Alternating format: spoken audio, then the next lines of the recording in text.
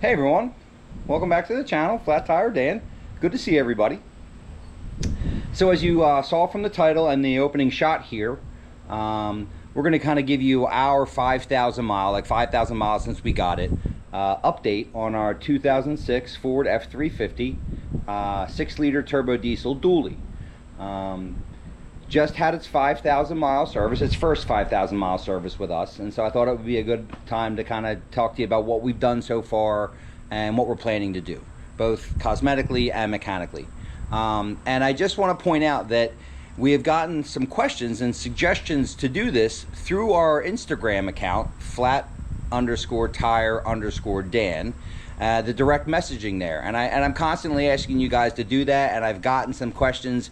What's going on? Can you give us an update? So we really do appreciate it. We really do appreciate you guys asking us about this kind of stuff. It kind of motivates me to get it done.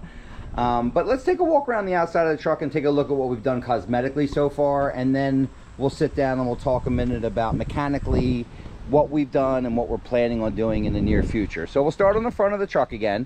Added this light bar. Came off my Can-Am Commander side-by-side, believe it or not. I put it in a box hoping I would use it, and there it is.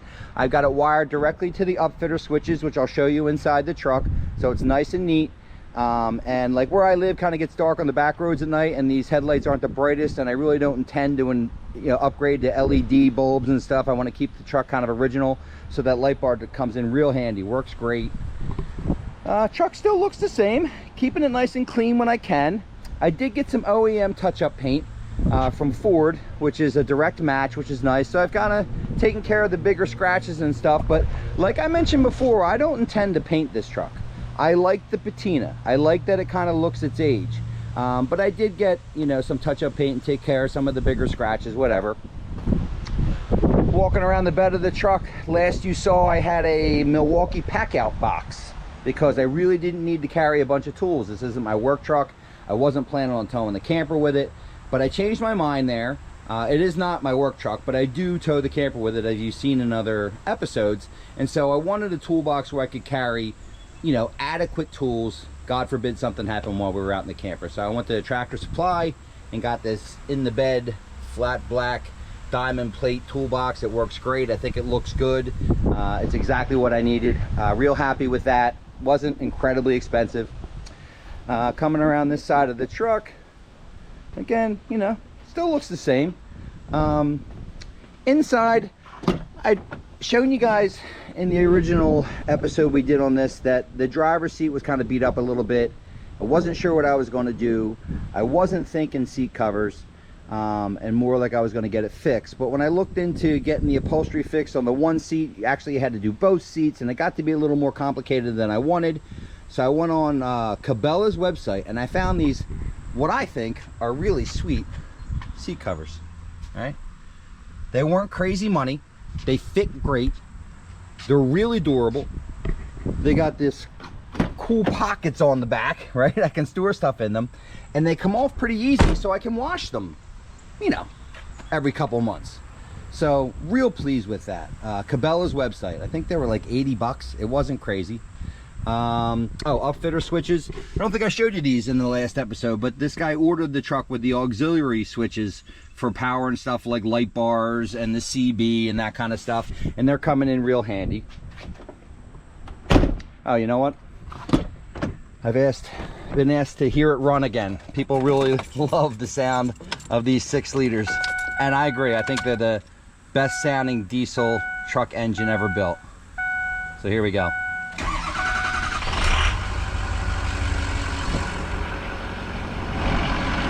I'll open the hood so you can hear it a little better.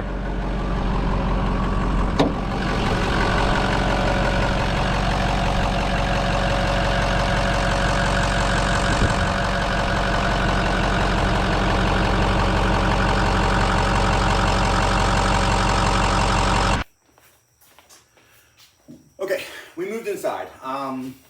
Hurricane Debbie blew through here a few days ago and took away like the heat and the humidity we've been dealing with for what seems forever.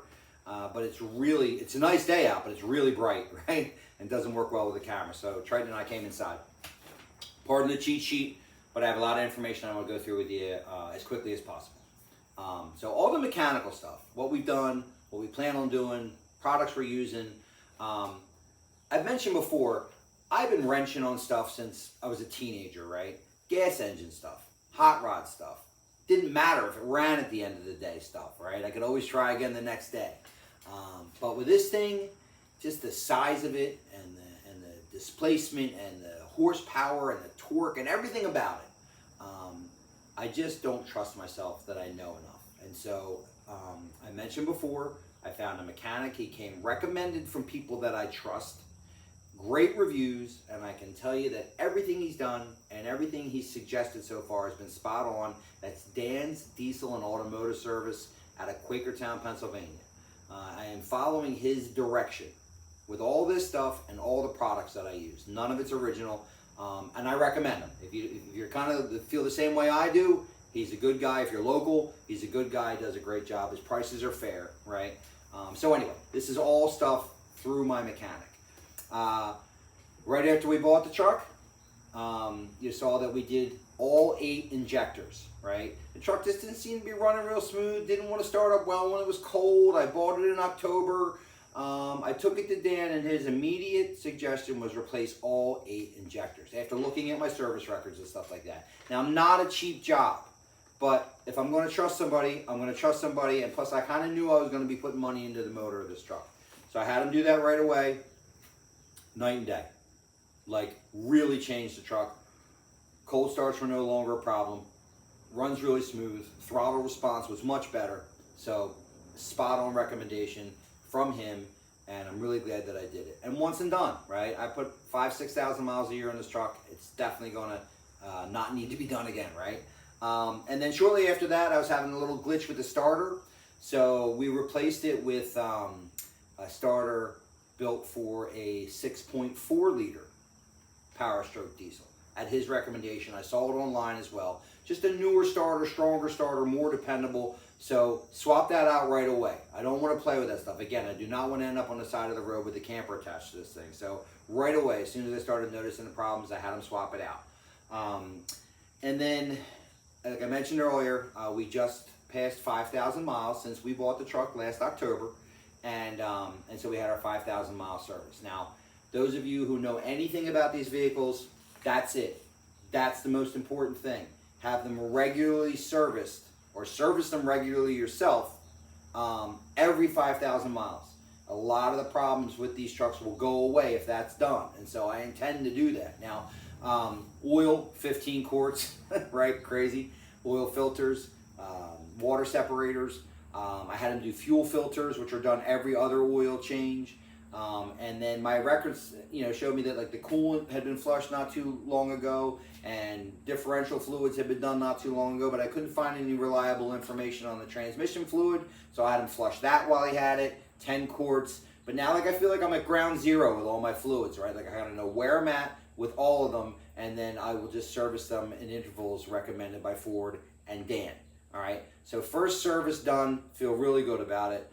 And again, like, I've had the truck, I don't know, 10 months, some, once a year kind of stuff, for me at least, because I don't daily drive it.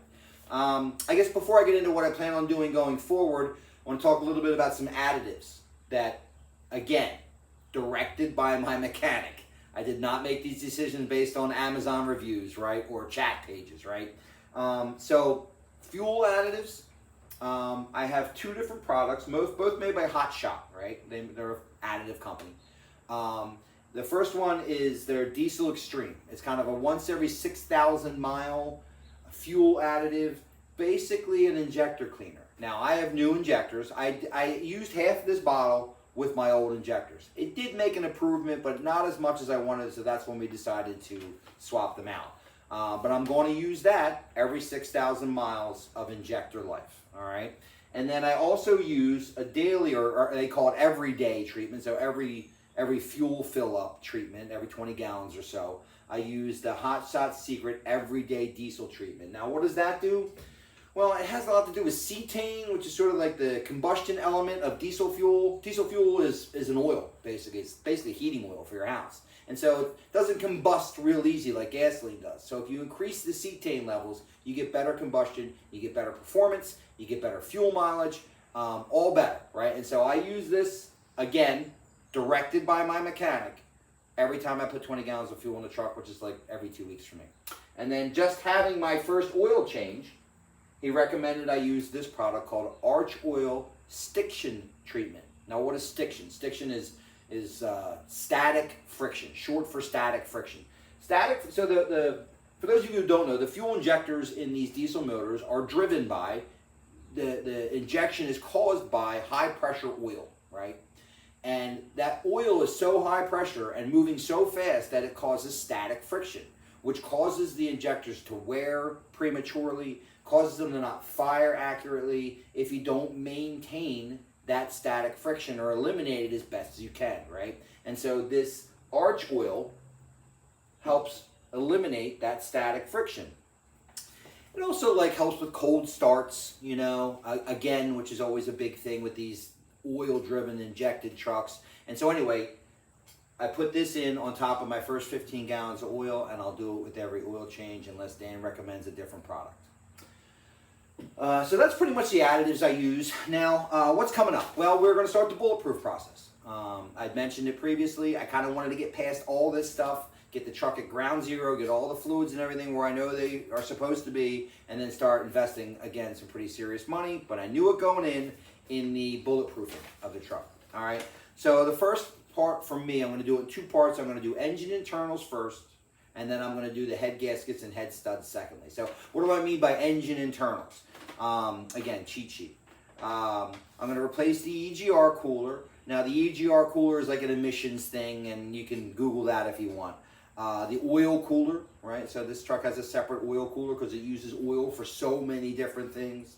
The high pressure oil pump, it's got a normal oil pump that most cars have to pump oil around the motor, but then it's got one that increases the pressure 10, 20, 30 fold to power those injectors, right? And so that high pressure pump has a tendency to wear out. And then I'm going to put a blue spring kit in it, which is basically the fuel pressure upgrade, right? Now, all this stuff is going to be OEM Ford, right? Original equipment from Ford, with the exception of the EGR cooler, and at Dan's recommendation, we are going to use the Bulletproof, which is the name of a company, version of the EGR cooler. So this is going to be phase 1.